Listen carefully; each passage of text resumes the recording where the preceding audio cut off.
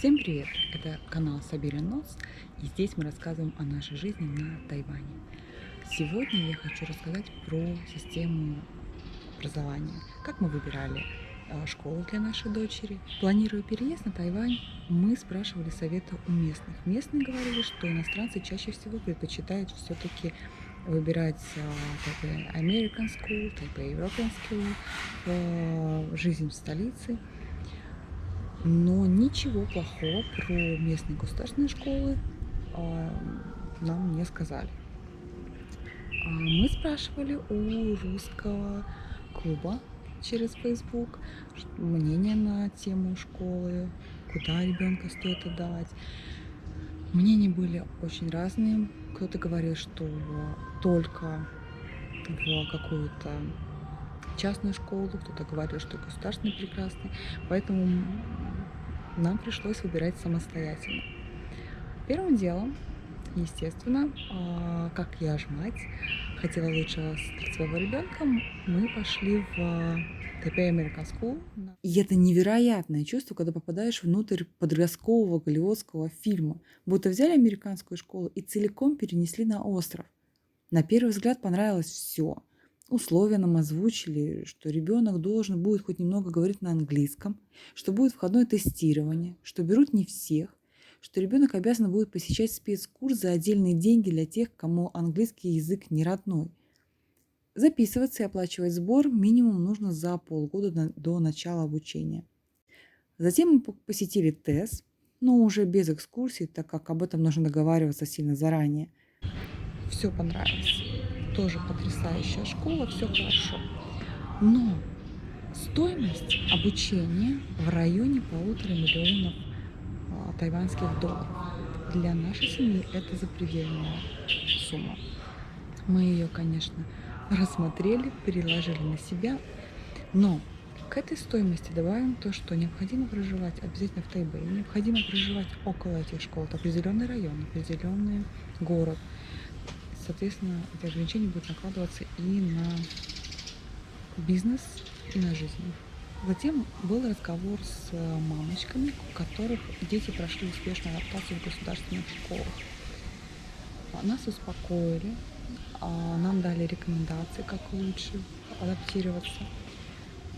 И первоначально мы все-таки решили идти в государственную школу. После заключения договора аренды дома, с этим договором мы пошли в школу, скажем так, по прописке.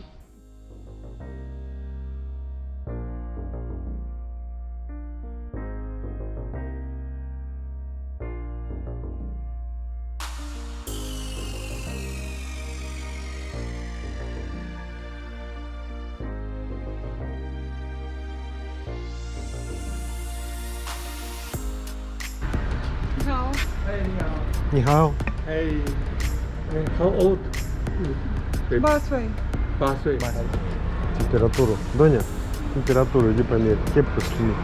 Hello. いいです。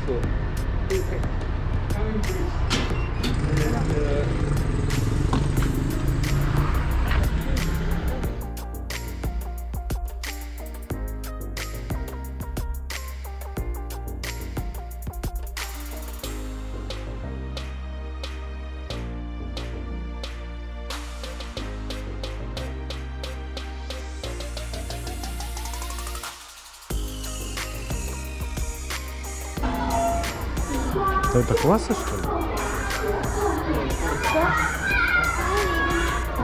Крутяк, Доня. Слушай, а у них, смотри, есть желтые, розовые, серые костюмы.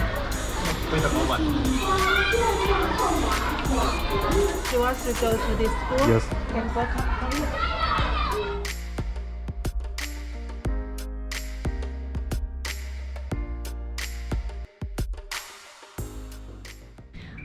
В школу мы с собой принесли заграничные паспорта родителей и ребенка, свидетельство о рождении на русском языке, свидетельство о браке родителей, медицинский сертификат, который мы заполняли для резидентской визы, а также отдельный сертификат прививок, заполненный на английском языке. Нас предупредили, что школа на данный момент переполнена, и что нас берут вот, ну, буквально на месяц, на два, ну, там, до лета. А потом уже нужно будет заново согласовывать поступление в следующий класс.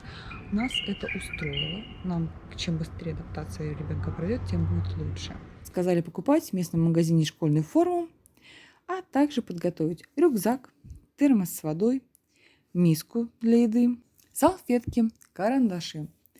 Это все, что требуется от родителей. Мы идем в какой-то магазин за одеждой, чтобы я в ней ходила в школу.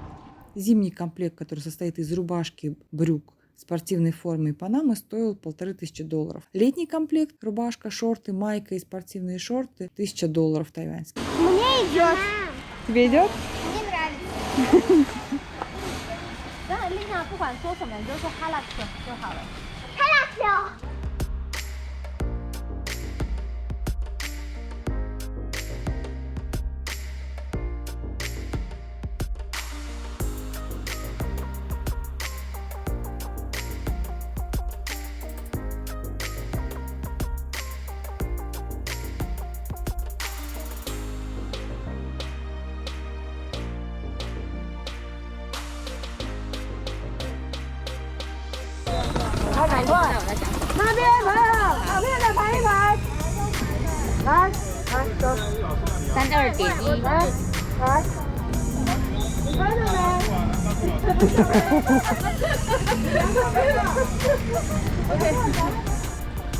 Слушай, она не такая маленькая, как кажется. 3 этажа. Прилично кабинетов-то. Уже вот, привет. Ну чё, как оно? Скучно. Скучно? И долго очень. Разберёшься.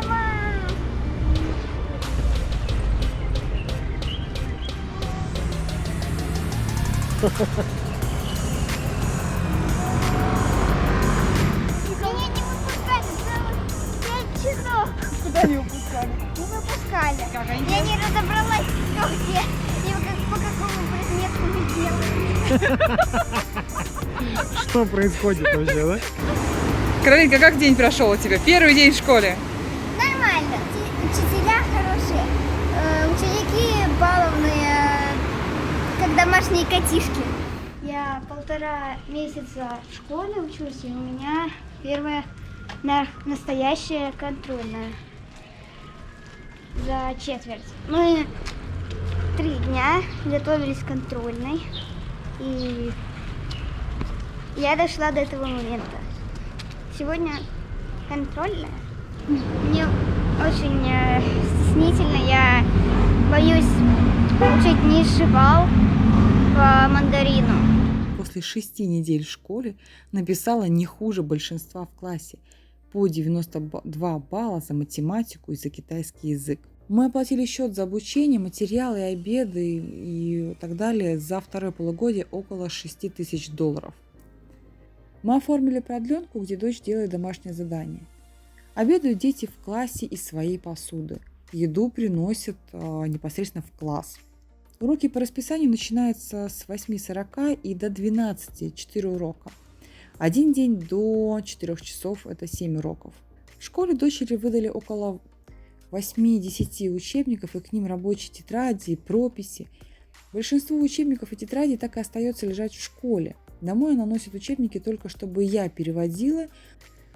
Из предметов в первом классе есть китайский, математика, английский, физкультура, условия жизни, если я правильно перевела, и язык местного населения. На китайском обучение проходит блоками. За пару недель учат тему, в которой рассматривают 15 новых иероглифов и пару грамматических тем. Чтение, выполнение заданий. Математика очень похожа на популярные в России рабочие тетради для дошкольного развития. Все учебники и рабочие тетради очень красочные. Обычных тетрадей для выполнения каких-то работ, как в России, нет. Каких-либо требований к оформлению, типа отступить пару строчек, написать число, классная работа, номер упражнения, из красной строки начать выполнять задания, нет, здесь такого нет. Не знаю, хорошо это или плохо, но дети не тратят на это время. Я не увидела, чтобы задавали выучить наизусть какие-либо произведения. Пересказов в 1 классе тоже не было. Не было ни одного проекта, как, например, в России по окружающему миру.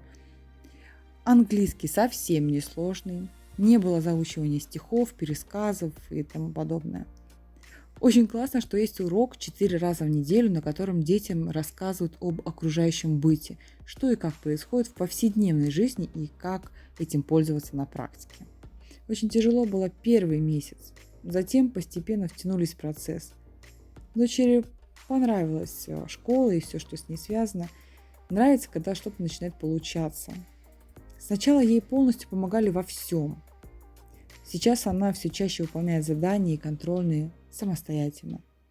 I love you, I love you.